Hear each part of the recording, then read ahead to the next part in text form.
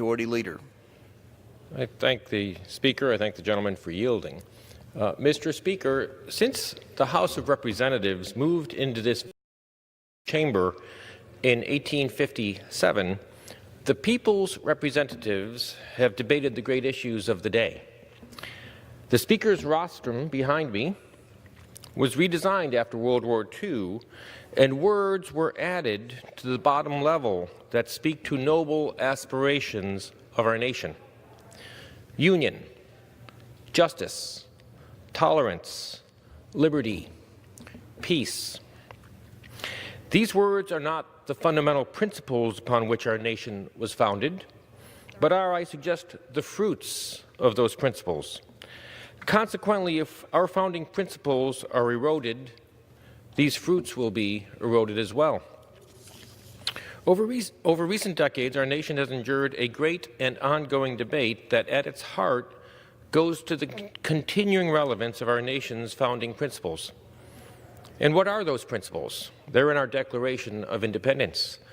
We hold these truths to be self-evident, that all men are created equal, that they are endowed by their Creator with certain unalienable rights, that among them are life, liberty, and the pursuit of happiness, that to secure these rights, governments are instituted among men, deriving their just powers from the consent of the governed. The consent of the governed. These 5 words recognize that our nation's sovereignty is in her people, not the government, not the legislative branch, not the judicial branch, not the executive branch or the federal bureaucracy, but in the people. Sovereignty in the people was indeed revolutionary in 1776, and it is at the heart of the notion of self-government. This sovereignty in the people, however, is not absolute. It is restrained by a higher law that acknowledges that certain of our rights come from our Creator and are inalienable. Among them, the right to life, liberty, and the pursuit of happiness. These rights do not come from or depend on government or what a majority of people electing the government decide. They require, however, that the government protect them. Sovereignty is further restrained by the higher law that we are created equal. Our laws should not favor one person over another. All are to be equal before the law, and there must be a fair playing field where all are given the opportunity to develop their God-given gifts and talents. These concepts, Mr. Speaker, are not just founding principles.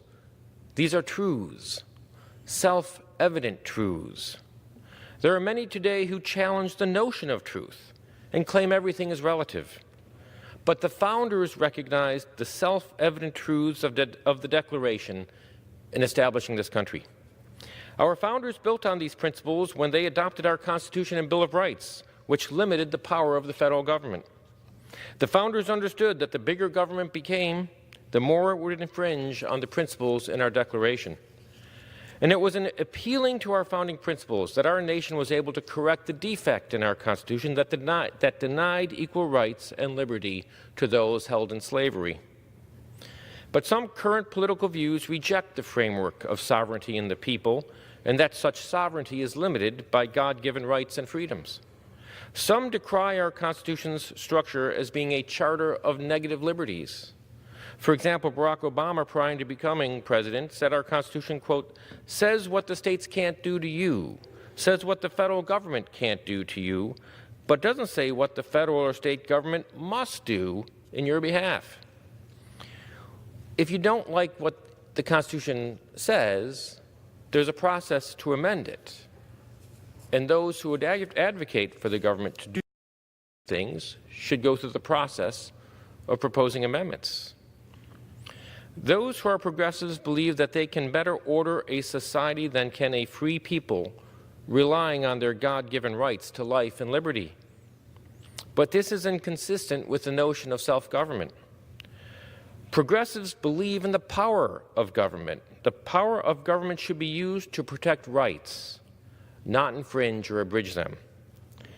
What progressives miss is how the power of government can destroy communities and lives and infringe upon God-given freedoms, which we have seen in recent decades.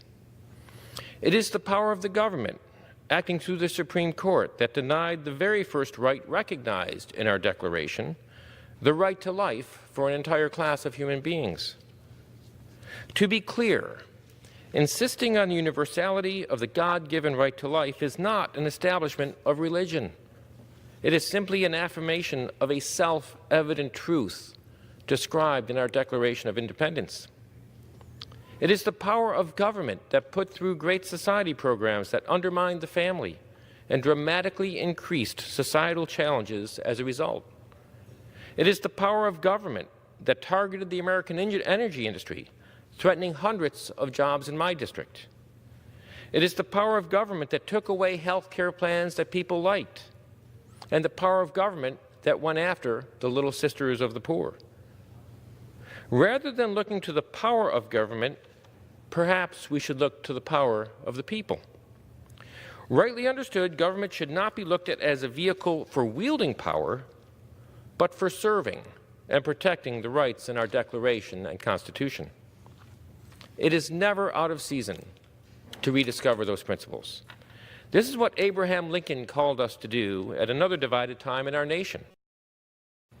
In an 1858 speech in Lewiston, Illinois, Lincoln said, "If you have been taught doctrines conflicting with the great landmarks of the Declaration of Independence, if you have listened to suggestions which would take away from its grandeur and mutilate the fair symmetry of its proportions, if you have been inclined to believe that all men are not created equal in these inalienable rights enumerated by our Charter of Liberty, let me entreat you to come back.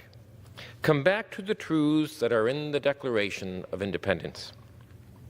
If we want union, let us unite around the principles of the Declaration. If we want justice, let us work for equality for all while protecting the right to life of every human being, no matter their age or state of dependency.